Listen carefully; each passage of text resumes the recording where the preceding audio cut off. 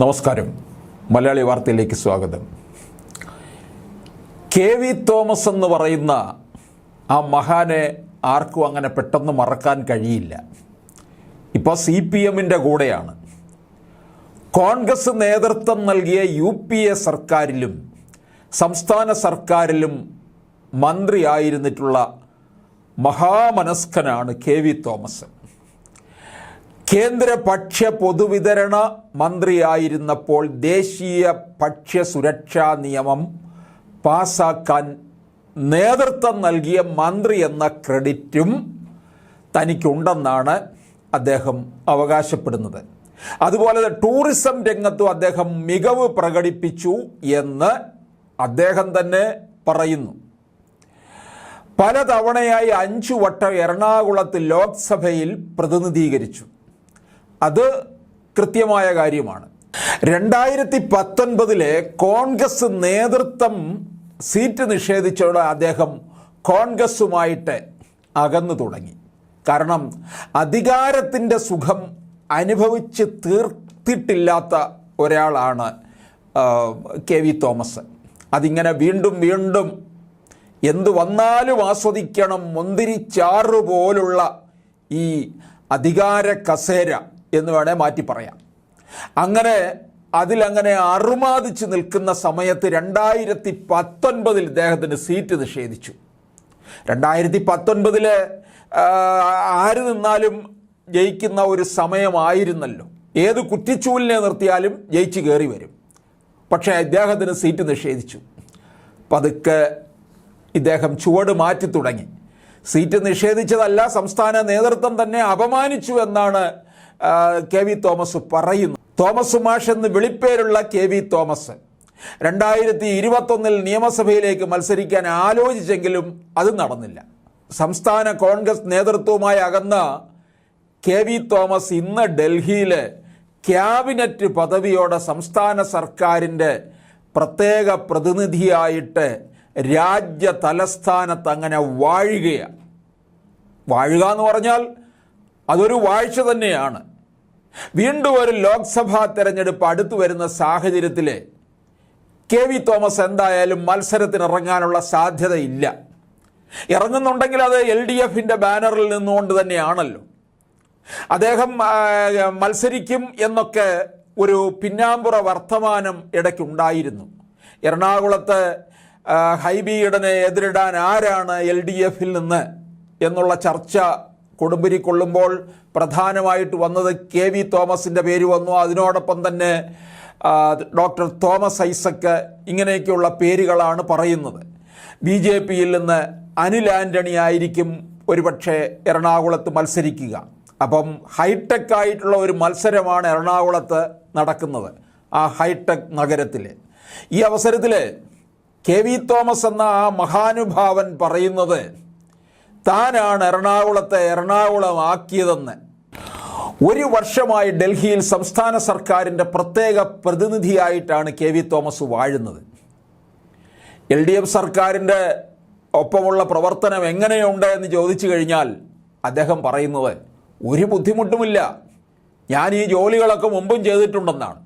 2009 കേന്ദ്രമന്ത്രി ആയപ്പോഴാണ് ഭക്ഷ്യസുരക്ഷാ നിയമം കൊണ്ടുവന്നത്. ഇന്ന് പ്രധാനമന്ത്രി നരേന്ദ്രമോദി അഹങ്കാരത്തോടെ പറയുന്ന ഭക്ഷ്യസുരക്ഷാ നിയമം നടപ്പാക്കിയത് UPA സർക്കാരാണ്.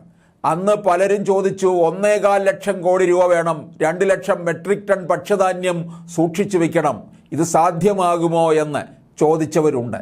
അത് നടപ്പായില്ലേ? ഞാനതൊരു വെല്ലുവിളിയായിട്ടാണ് എടുത്തത്. അതുപോലെ ടൂറിസം വകുപ്പിൽ മന്ത്രിയായി. അതുവരെ കാര്യമായി ശ്രദ്ധ കൊടുക്കാതിരുന്ന ആ മേഖലയിൽ കേരളം ഒരുപാട് മുന്നോട്ട് പോയി. കുമ്പളങ്ങി രാജ്യത്തെ തന്നെ ടൂറിസത്തിൽ മാതൃകാ ഗ്രാമമാണ്. കുമ്പളങ്ങി എന്ന് പറയുന്നത് കെ.വി. തോമസിൻ്റെ സ്ഥലമാണ്. അവിടെ മാത്രം എങ്ങനെയൊക്കെയോ PR വർക്കിലൂടെ അറിയപ്പെട്ടു. അതുകൊണ്ട് അദ്ദേഹം വിചാരിക്കുന്നത് കേരളം എന്ന് പറയുന്നത് കുമ്പളങ്ങി മാത്രമാണ് എന്നാണ്. അങ്ങനെ കുമ്പളങ്ങി ലോകം മുഴുവൻ അറിയപ്പെട്ടു എന്നാണ് അദ്ദേഹം പറയുന്നത്. കഴിഞ്ഞ ഒരാഴ്ച ബംഗാൾ ഗവർണർ CV ആനന്ദബോസ് അവിടെ താമസിച്ചെന്ന്.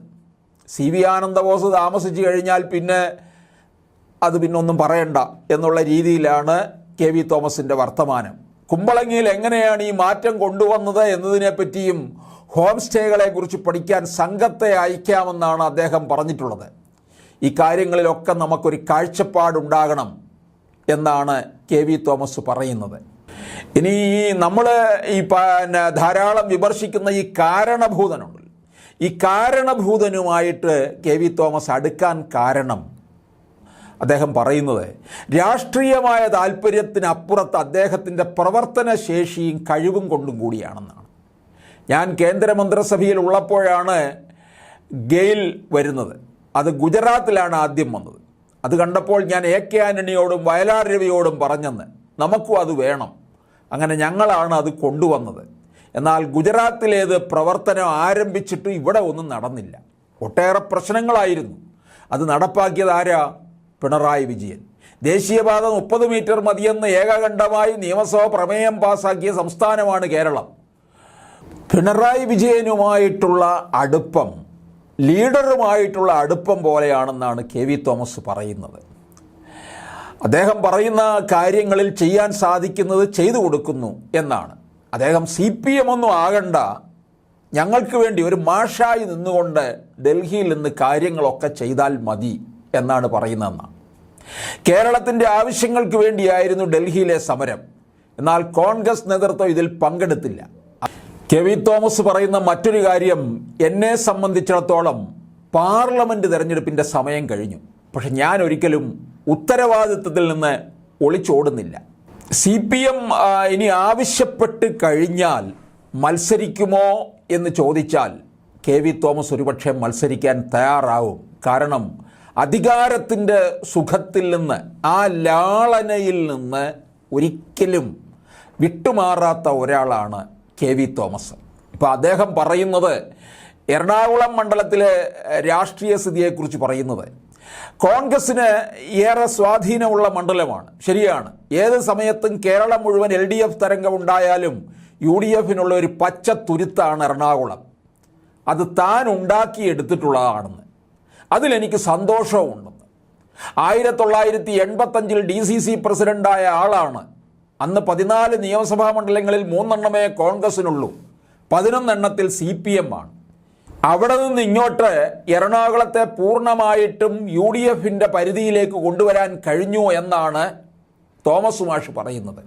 അങ്ങനെ എറണാകുളം ആർക്കും വിട്ടുകൊടുക്കാതെ തോമസ് മാഷ് ഇപ്പോഴും സ്വന്തമാക്കി വച്ചിരിക്കുകയാണ്. അതുകൊണ്ട് എറണാകുളത്തെ തൊട്ട് കളിക്കുന്നവർ ആരായാലും സൂക്ഷിച്ചു വേണം.